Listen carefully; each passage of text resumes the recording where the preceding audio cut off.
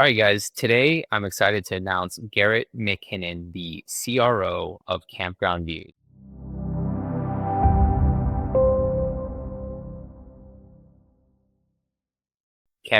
Views is a pioneering platform that transforms the way that outdoor enthusiasts discover and book campground and RV parks across North America. Garett's extensive sales and marketing experience has played a pivotal role in over 500,000 booking actions for Campground Views. Garett, welcome to the show. Thanks, Chris. Thank you for the great introduction. You're welcome. Thanks for coming on. So jumping straight into it, what exactly is Campground Views? How did you end up in position that you're in today? Yeah, I like to say I don't know how I got here, and I really don't sometimes. Taking my career path and where I am today, if you'd asked me 10 years ago, do you see yourself working in the camping industry in the United States? I'd say, nope, I don't see that happening. Campground Views is basically a tool that allows RVers and campers to virtually tour a campground from the comfort of their own home prior to packing up and driving hours across the states to get to a campground or a campsite and finding out maybe it's not the right for them. So utilizing 360-degree cameras, we go out and we've captured over 3,500 parks across the U.S. and that's growing every single day. We have teams out as we speak right now filming parks. So really just to give you the experience of what a campground is like before you show up, because it's a lot different than just going online and booking a hotel and figuring out, hey, bed or two, pool, continental breakfast. You have a lot of specs and certain things to be able to arrive with your camper, your RV, and be able to set up and get your family ready for the weekend. How long have you guys been around? My partner, Mark Cap, he started the business in 2021. And really when the first couple of years, it was just like testing it, understanding the technology, understanding what the viewer's looking for. How do you film a campground properly with a 360 cam? So really the last, I would say 12 to 18 months, we've hit our stride, I guess you could say, in the industry. That's when it really started to grow. The last 12 months, we've probably added almost 2,000 campgrounds out of that 3,500 number. Mark will say he started the business in 2021. I'll say we started the business in 2024 when we really started to take off. You took off that hockey stick growth. Exactly what we were looking for, and that's where we're at right now. Got it. It's super cool. So have you yourself visit a lot of campgrounds, or are you more on the marketing sales side? Yeah, I haven't visited a lot of campgrounds. If you talk to Mark, Mark's been to over 5,000 campgrounds across the U.S. So he has visited a lot of campgrounds in 48 different states. Funny enough, I actually ended up just buying an old 2006 Palomino, 25-foot camper a couple weeks ago, just really out of boredom. And I was like, I'm going to renovate this thing. So I bought a used one on good old Facebook Marketplace, gutted the whole thing, renovated it, and we're heading out on Monday. We're going to go do some camping up here in Ontario, sit in the bush. I had to go and get Starlink. So that way when I'm in the forest, I'm connected and I can still get some work done while I'm out of town. I'm going to start the RV journey of my career Monday officially. Let's go. You got to eat your own dog food. Yeah, exactly. You got to have it. So now I can say, yeah, I'm an RVer as well. I don't just work in the industry. That's cool. Starlink, by the way, I was super impressed by it. I used it in a remote location in the Dominican Republic where I was really concerned about Wi-Fi. I was amazed by it. I don't know if you've used it yet, but it should be good. Yeah, I've used it on friends' boats and stuff when we were traveling and no issues, right? So I'm just, like I said, looking forward to being in an RV and setting up when I talk to RVers, they tell me about this stuff all the time and they complain to me about campground. The Wi-Fi is not good or there's trees in my site. And now I get to go out firsthand and experience the same pain points that they do when they're traveling around in an RV. You're going to be able to relate on a whole different level. Cool. So Garett, I'm really interested because Campground Views, it's a platform, it's an experience, but it's also marketing for the campground owners, correct? Definitely. There's a massive shift right now in our industry when it comes to marketing. And really, it's probably a lot of industries these days. And the buzzword of AI isn't a buzzword. It's taking shape. It's changing the way a lot of people interact with the internet. It's changing the way we interact with websites. We find information now. With our tool, the one thing that we know about what we've developed is AI can't do what we do. And we've had some pretty intense conversations with Google. We've had some pretty intense conversations with Microsoft. And one of the things that they have noticed that AI can use our system, AI can use the material, but AI can't go out and get the information that we've captured across the US. So when you're thinking about marketing now, you want to advertise your campground or your RV park, or maybe even it's just a water park or a Cedar Point or something along those lines, where it's a destination. We basically have the ability now to put you into that space in a 360 experience as opposed to just a thumbnail photo. And we know from what we've seen online how much more engaging the video platform has really become versus the still photo platform. And you don't have to look very far. You can look at Instagram. They copied TikTok. TikTok was a video-based platform. Instagram was a still platform. What did they do? They switched the story. They switched to Reels. Why? Because we are more engaged with that video type setting. When you look at our technology, what we're doing is we're giving you that video experience. And for a park owner, a campground owner, an RV park owner, instead of just having some stale thumbnail photos on there, or maybe even some generic AI imagery on your website that don't really speak about what I'm going to experience when I get there, we're now putting you into that video experience. So it makes you feel like you're driving through that place from the comfort of your own home. So from a marketing standpoint, pictures are great, but we know now online, video is way more popular and way more involved, and you're connected to it. I wonder how many hours you are spending scrolling through these virtual 360 video, feeling like they are actually there in these places. I'd probably be able, Mark's the data guy to this whole engine that we've built, and he'd probably be able to figure out what the hours are. I know that across the board, for the month of June, we had over 860,000 views of our virtual tour platform, just in a 30-day cycle for the month of June. And we averaged a 1:07 watch time on average. So when you're thinking about that number and knowing that the average mind today is watching a social media clip 5 to 7 seconds, we have a very engaged. So when you're at a minute plus in watch time, it's telling you that our viewer is engaged. They're watching it. And we actually have the analytics built in to tell us all the back end, how many times they press play, where they're stopping in the video. We have the back end data dialed in as well. But looking at a minute plus watch time across the board on those 860,000 plus views, that tells us again, the viewer is involved in watching the virtual tour and they want to watch the tour. Because why wouldn't you? If you're going to pack your family up or you're going to pack yourself up and drive maybe 4 or 5, sometimes 8 or more hours, you want to make sure that there's no surprises when you get there. And you also want to see and experience it. So Chris, let me ask you this. Have you ever planned a vacation for your? Yeah. Have you ever looked at the photos of where you were going? Yep. Have you looked at the photos more than one time prior to arrival? Yeah. And so what ends up happening with our virtual tours is people start looking at them as they make their booking decision, and then they start watching the tours again prior to their arrival because they're starting to get excited about being in that space and they want to visualize that experience because it gives that connected feeling to being there. And they start to visualize and put themselves in that campground while they're watching the virtual tour, which just builds up their excitement for their experience. That's super fascinating. So, Garrett, there's two sides to this equation, right? So, there's the campground owners, the RV park owners, right? And then there's the Mhm. user. Are you guys bringing both onto the platform, or how does that work? Yeah, of course, we're servicing the campground owners and servicing their parks by putting them online so that way people that are looking for campgrounds can go on and find it. Now, we also have a tool built in for technology where we have a route planner, a trip planner, where you can put your start point, you can put your end point, and you can look at how many miles you have between destination A and B and different points of interest. We have over 25,000 points of interest on our trip planner. As one of the unique things about what we built is that, Chris, you can go out tomorrow and you yourself can build a planner.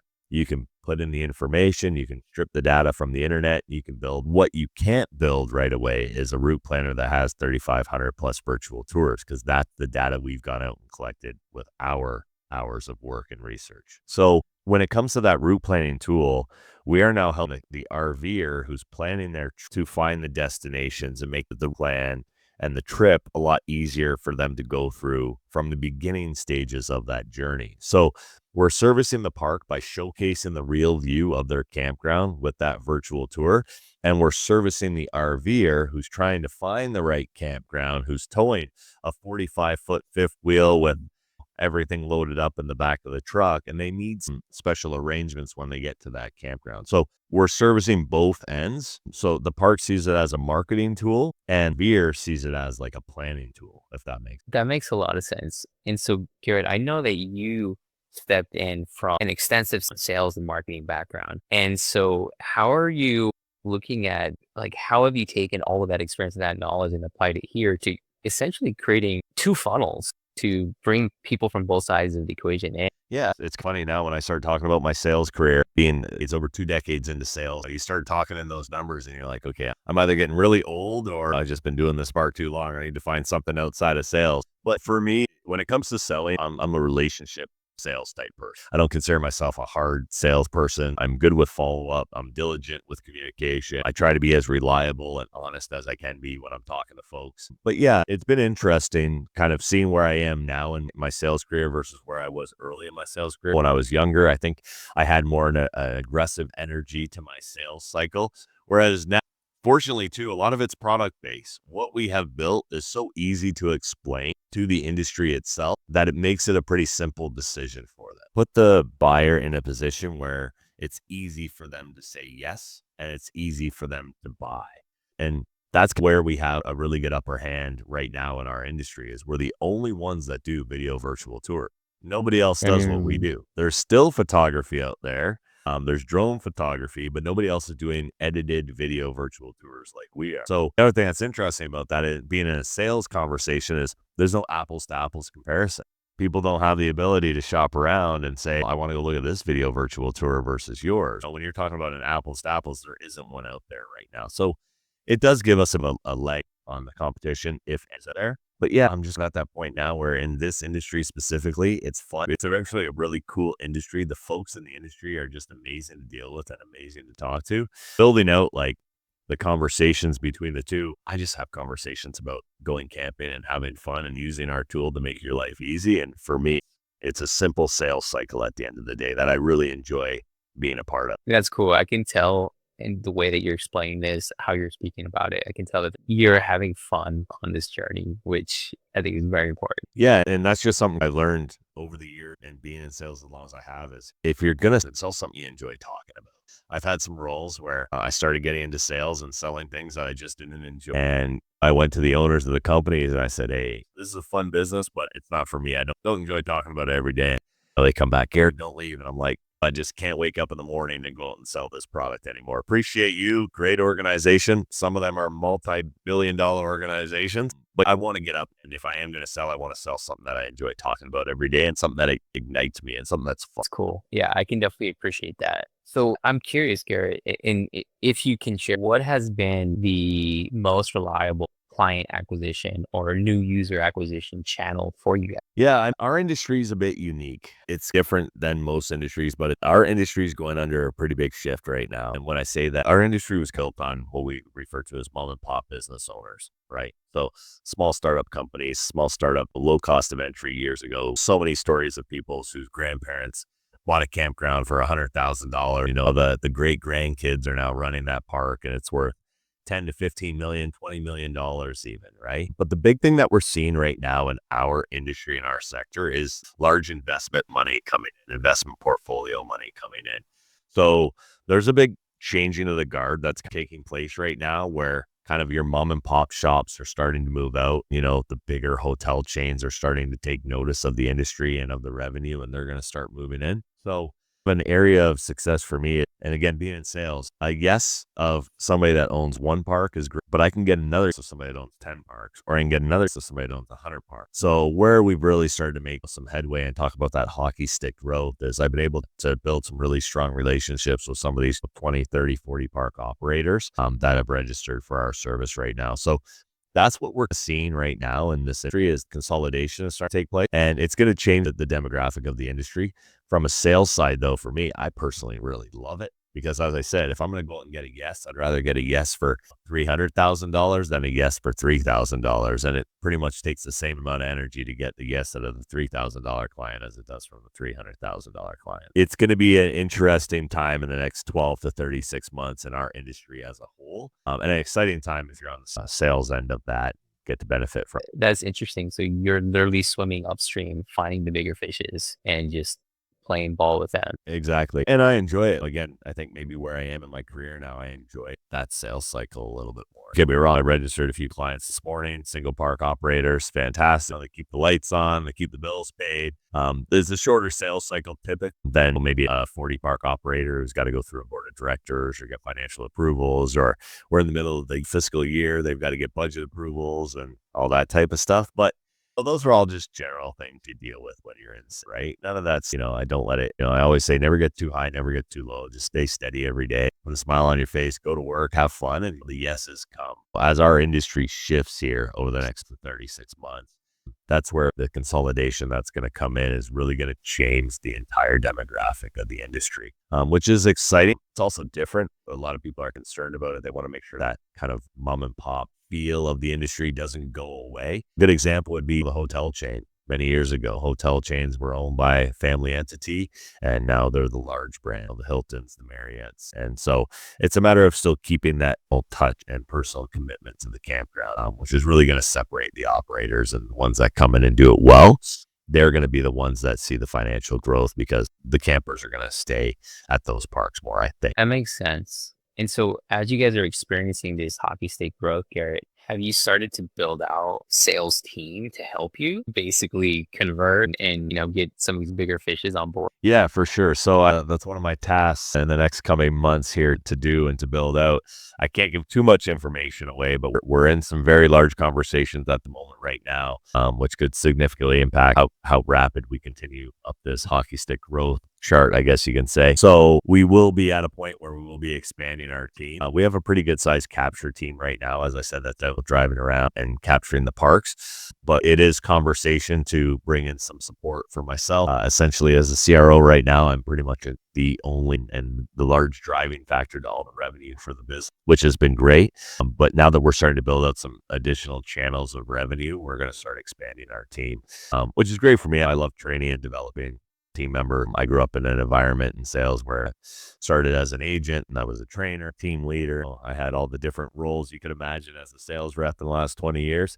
But I really enjoy training and developing. I love seeing somebody that comes in the office and they claim to know nothing about sales or have no idea how to do sales. And 8 weeks later, they're collecting the biggest check they've ever seen in their life. And partially because hey, here's how you do it on a day-to-day basis. Follow my lead, right? That is a huge aspect of what I love to do is train and give back. And I don't ever forget. Actually, Chris, I remind myself quite often of the day that I was trained in sales. And I think about the gentleman who poured his energy into me to train me. And it completely changed my life, hands down. Changed my life, changed my family's life, changed the trajectory of everything I was going to accomplish financially was all changed because I watched this gentleman work for one day. And the energy that he put into me, training me and developing me, and the care and the passion, I keep that in mind. And I want to make sure when I train others that I give them that same opportunity to see that energy and passion for me, because it could completely change their lives and their families' lives if I train properly. That's a nice thing about sales is you can make as much money as you want to. And if you're willing to work hard and listen to those that have, you can copy the recipe to earn your way to success as well. Sales sometimes has such a negative, achy taste in a lot of people's mouth. But when you frame it the way that you've spoken about it, I think it's actually like you're solving problems, helping people achieve their dreams. You're changing lives of the users that are using the products and services that you're selling. It's actually certainly really beneficial service. And so looking at sales as a service, I think is a huge mindset shift that a lot of the listeners here probably could benefit from. So thanks for sharing that. Yeah, no, I appreciate that. I'm glad I'm able to frame it that way. And it is true. A lot of people are put off just by the word salesman or a salesperson. Like people are put off by that. And it's like, we're not all out there just to get money out of your phone. There's something that we're giving you back for that money that you're giving us. Yeah, like I said, I really enjoy it. I'm at a point where I think it's more relationship based. And I have a lot of great relationships with the people that I work with. And sure, I'm selling them our service, but at the same time, I know the benefits that they're going to see. And I always say, and this has happened a lot of the companies I've worked for, is that their ROI is going to be far greater than what I am going to get from this sales cycle from them, right? Let's say hypothetically, they're giving me $10,000. I'm giving them a service back that's going to generate $100,000 for them. So Chris, who's winning in that sale then? There's a 10x ROI there. It's like a no-brainer. Right. Who's selling who at the end of the day. So when I'm able to break it down for them like that, and even for the salesperson, it's like, listen, when you realize how much value you're giving to your prospect and what they're getting out of it, you might make it maybe $1,000 in commission. Okay. But if they're going to, 50, 60, $70,000 off of your product, then they're coming out far ahead. So don't be worried about your commission when, your prospect is going to do very well because of the engagement with you and having a conversation with you. Yeah, that makes total sense. How do you feel like AI is changing the sales arena, the sales game? Personality, I think it's going to dehumanize it a little bit. And I think that's authenticity is the number one vibrator in the human body. And I think it's important that you still keep yourself authentic and you chat GPT your email responses to your prospects. And hey, my prospect said no in this email. What do I say back to them? I think it's going to really come down to authenticity, and that's going to separate those who are serious about what they're doing and have that passion and that care. Right? The AI world it's scary how much it's going to change just what we do on a day-to-day for everything. When it comes into the sales world, be authentic, be yourself, keep your personality, care, and have a passion about what you do. And if you're passionate about selling, that's great. I appreciate that you're passionate about selling, but also be passionate about your product that you're selling, right? Be passionate about the industry that you're selling into. If you are those things, then people will see it and people will feel it. And that's going to separate the AI conversation and the AI email. I'm notoriously horrible with grammar. I type too quick. I miss my punctuations and all that type of stuff. I never claimed to be a great student. I don't think I ever got higher than a 70 in any English class that I ever took. Well, the nice thing is I wasn't a scholar in school, but I figured out how to make money. Just rely on AI to get you through those objections, right? Sometimes people will do business with you because they trust you, because what you said, like they know you're going to deliver on it. And it's not just a generic answer. It's, hey, give me an opportunity to show you that I can deliver on this and earn your business and earn your trust. And AI is not going to give you a human touch at the end of the day. So use it when needed to spot check yourself like I do to make sure I've spelled all my words right now and that type of stuff. But keep your personality there. Keep your authenticity there and you'll do. Powerful words of wisdom. Getting ready to wrap up here, Garrett. Is there anything that you wanted to share that we haven't touched upon already? No, I'm coming into the conversation, Chris. I obviously want to talk a bit about the business and how we've grown the business and what we've done with our company, which is great. The exciting thing for me is at some point, we sell the business and I roll on to build the next one and the next event that I find. But really just what we touched on just now with the AI and the authenticity, and wake up every day with a great attitude, wake up every day positive, wake up every day knowing that you can make as much as you want financially. And it's not always about the financial goals. Maybe it's a personal health goal or a family goal or whatever. But, I really teach everybody, have a great attitude every single day. Have a great work ethic every single day. And no matter what goes on around us with all the noise of everything that's taking place in the economy and all that type of stuff, if you just put it aside a little bit, know that, hey, no matter what happens tomorrow morning, I'm going to wake up, I'm going to work my butt off. You're going to achieve success. You're going to find success. There is no luck. Luck does not exist. I hate to break it to anybody. There's no luck. Luck is at the intersection of hard work and a good attitude, right? Have those two things. And if you're watching this podcast, it doesn't matter what it is that you're doing when you go to work. If you bring those two things, you're going to be successful in the company. Somebody in the company is going to take notice. We'll have an opportunity to move up in the organization, maybe get that next promotion, but work hard, have a great attitude, and you will be the luckiest person you've ever met in your life. I assure you that. Garrett, thank you so much for your time. Thank you for sharing your outlook, your philosophy on life and sales. I think it's super valuable. You alluded towards some event that's happening soon. You mentioned eventually exiting the business. I would love to have you back on at one of those pivotal moments so we can chat through the story and look at what did we learn and how can we take that? Yeah, that'd be great. It'd probably be a very fun and exciting conversation. And if anybody's listening, they're at that stage with their business or thinking about starting a business and maybe putting that on their radar. There's a lot that goes into that, but I'd love to keep you posted on it, Chris. And I'd love to come back and have another conversation once that takes care of itself here in the coming weeks. We got a time frame now. We got a time frame, guys. He leaked it. All right. You heard it here. Garrett, thanks so much for coming on. This has been fun. Thanks, Chris.